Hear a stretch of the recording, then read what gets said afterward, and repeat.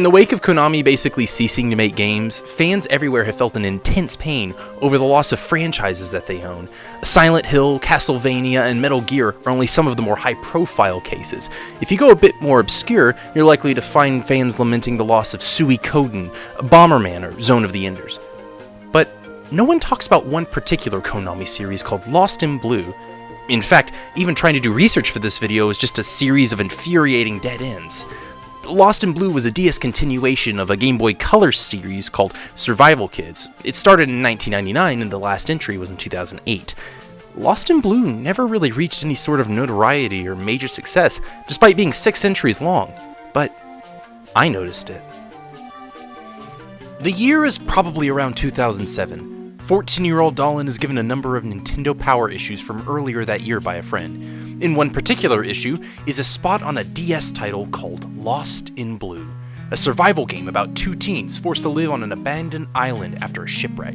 The art is somehow intriguing and mystifying, the premise is engaging, and it's at that moment I decide I have to own a DS. Though I wouldn't be able to purchase one until close to 2008, and I wouldn't even be able to get the game Lost in Blue until 2012, the impact that moment had on me never left. I would often reread that issue and pore over the art. Something about it gripped me, and when I finally got the game, I poured time into it, spending hours trying to beat it. But I never could, until now. Nearly a decade after getting the game that convinced me to buy a system, I finally beat it. And I gotta ask, was it worth all that hype? Yes and no. Let me explain. The game starts out strong. The premise? You are Keith, a high school senior stranded on an uninhabited island from some sort of cruise boat crash. Or so it seems, until you stumble upon Sky, another high schooler that was on the same boat as you. After a mishap where Keith destroys Sky's glasses, leaving her legally blind, and mentally impaired if her AI is any indication, the two team up to survive on the island and try and find a way off. Throughout the coming days, the two will have to learn to find food, build shelter, and explore the island. In the process, they'll come across wild animals, ancient temples, and perhaps something even more dangerous. The greatest strength of this game is the handcrafted mystery to the whole island. As you progress, you will find shortcuts that loop back in on themselves, and areas with better equipment that make survival more manageable, and allows you to explore further and further into the island. The game is at its strongest in these opening hours, when it's almost a mix between Metroidvania and survival. New elements and discoveries constantly come up that Keith and Sky discuss, showing their growing relationship throughout these trials and tribulations.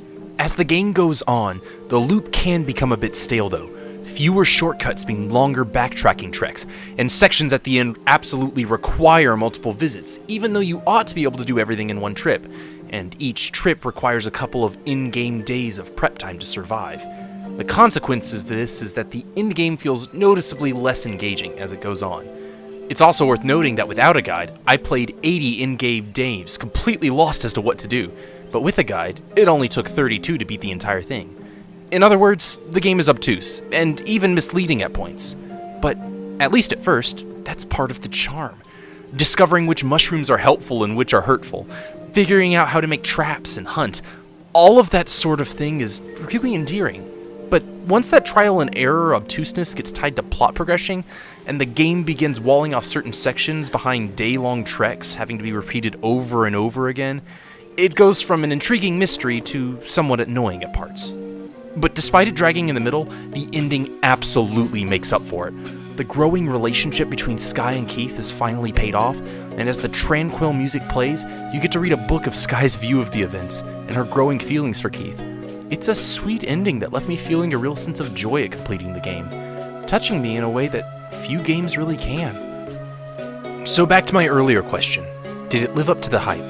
Well, the no section is that this game is basically a glorified tech demo, and today isn't even in my top 5 DS games. The yes section is this. It's still one of those rare games on my legendary shelf. I still find the art intriguing, I still smile as I hear the music, and the character interactions always bring joy to my life.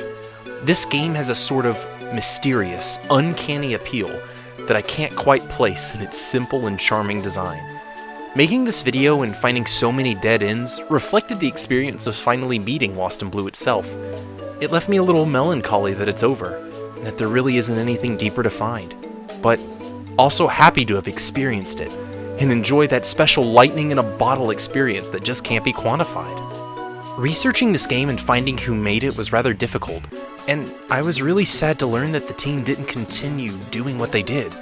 But to Hiroshi Kamo, the character designer and artist, and Mari Yamaha, the writer, storyboarder, UI designer, and ending animation director, I wanted to thank specifically, as well as the rest of the team who made this game that impacted me so deeply.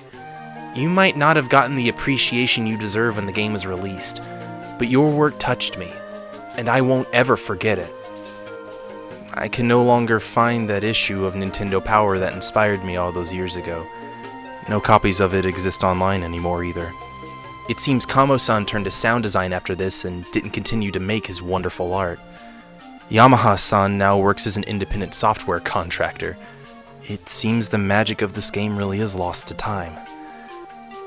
But the impact this little game had on me, the work those people put into it, it's something I'll carry with me forever. Even if the work fades into obscurity, even if the very people that made it forget about it, I won't. It's a part of me, and how I tell stories now. So one final time, from the bottom of my heart, thank you to all the creators of this title, and I hope this reaches you well. My name is Dalin Malna. God bless.